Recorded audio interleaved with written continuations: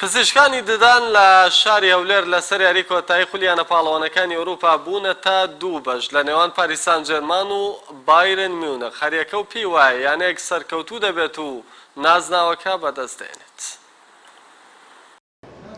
بابڕیارە ڕۆژی یەکشەممە لە کاتژمێر 10 شەو یاری کۆتایی خولیانە پاڵەوانەکانی ئەوروپا لە وڵاتی پورتوگال لە نێوان هەردوویانەی بایر مونخی ئەڵمانی و پاریس سان ژێرمانی فەڕەنسی بەڕێوە بچێتن. من ئێستا لە کۆمەڵگەیەکی پزیشکی دانم دەمەوێت پێشبینی دکتۆرەکان لەسەر و یاریە وەرگرم کە دکتۆرەکان بە سەردووبەرەدا بەش بوون هەردوویانە ڕەنگە ئەمە هۆکارێکی بۆ ڕیال مەدرید و بەرشلۆنە بگەڕێتەوە یاخود بەشێک لە دکتۆرەکان هاندەری ئەو یانانە بن. ئەگەر هاوکارم لەگەڵم بێتن سەرەتا دەسمە لای دکتۆر سعید توتمەیی. دکتۆر سعید سڵاو لێبێ. وا بڕیارە سبەی شەو یاری کۆتایی خولیانە پاڵەوانەکانی ئەوروپا بەڕێوە بچێت لە نێوان بایر مونخ و پاریس سان ژێرمان. پێت وایە کامیان سەرکەوتوو دەبێت؟ بەڵێ لەبەرەوەی من بخۆم هاندەری بەرشلۆنەمە بۆ پێم خۆشە پاریسیان ژێرمان باتەوە. پێشبینیەکەمانەوێ بەڵام چەند بە چەند دەبێ نازانین و یاریەکەش یاریەکی سەختە ئەوە پێشبینیە لەوانەیە بباتەوە لەوانەشە نەباتەوە. ینی حەز دەکەن پاریس سان ژێرمان تۆڵەی بەرشلۆنەتان بۆ بکاتەوە کە یانەی بایر مونخ لە بەرامبەری دۆڕاندەبوو حەزمان لێە. دکتۆر سپاس بۆ ئێوەش. دەچمە لای دکتۆرێشتر تاوەکو پێشبینی زۆربەی دکتۆرەکان وەربگرم. بەڵێ ئەگە هاوکارم لەگەڵم بێتن دەچینە لای دکتۆر زەردەشت برادۆستی. دکتۆر زەردەشت بەڵێ زۆر سپاس.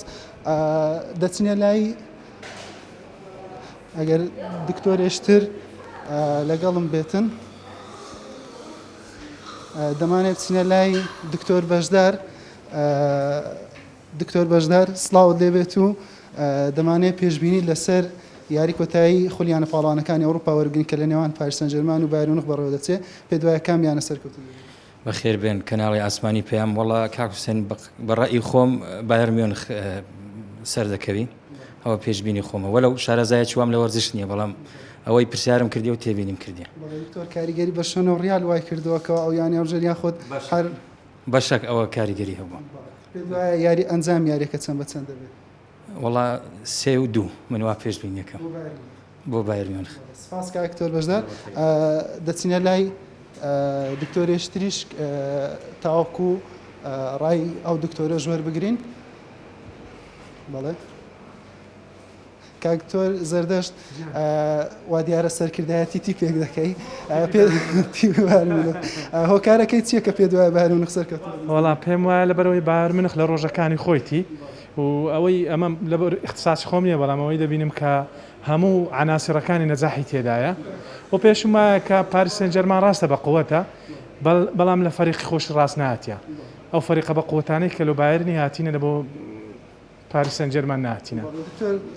زۆربیان دەڵێن لەبەرەوەی دکتۆر زەردەشت هاندەری ڕیال مەدریدە بۆی حەز دەکا بایر مونخ. ئەو قسەی ڕاستە لەبەرەوەی ڕیال مەدرید و بەرشلۆنە یعنی بایر مونخ لە بەرشلۆنەی بردیتەوە ئێستا مەتەعاتفمان لە بۆ بایر مونخێ ئەوە ڕاستیە بەس واقعەکەش ئەوەیە کە بایر مونخ ئەوساڵ بە قووەتەکەشی یعنی خەیاڵیە چونکە هیچ فەریقی جیاوازی هاتە پێش و بردیتەوە.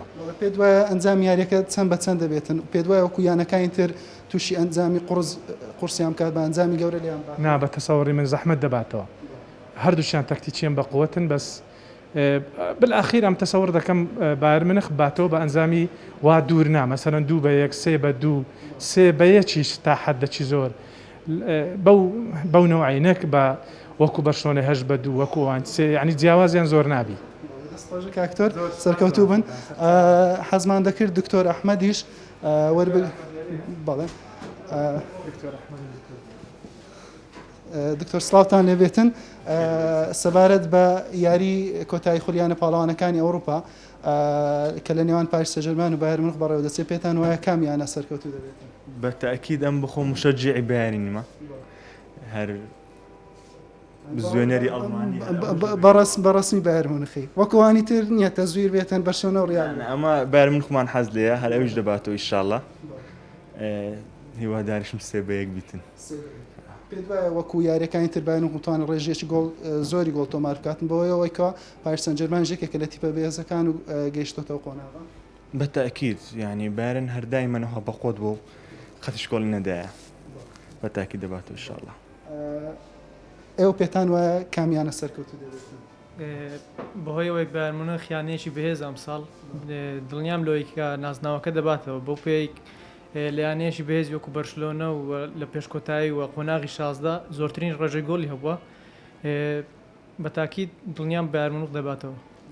دەستخۆشە ئێوە پێتان وایە کام یانە سەرکەوت دەبێت ئایا سەیری یاری تۆ پێ دەکەی یاخۆت هیوادارم پاریس بیباتەوە و تەسەوەر دەکەم سێبەیەک بیباتەوە. پاریس یانێکی زۆر بەهێزە و ئێستا لە باشترین حالەتی خۆیتی ڕاستە بایرن زۆر بەقوتە بەهێزە بەس تەسەوەر دەکەم ئینشاڵڵا هەرواش دەوی کە پاریس بیباتەوە. دەستخۆش بێ ئەمەی بینیتان ڕای بەشێک لە دکتۆرەکانی دام بوو کەەوە لەو کۆمەلگایە توانیمان وەرەمگرین بەهۆی کاتەوە تەنها توانیمان ئەم چەند دکتۆرە وەربگرین بەهۆی ئەوەی دکتۆرەکان سەرقاڵی کارەکانیان بوون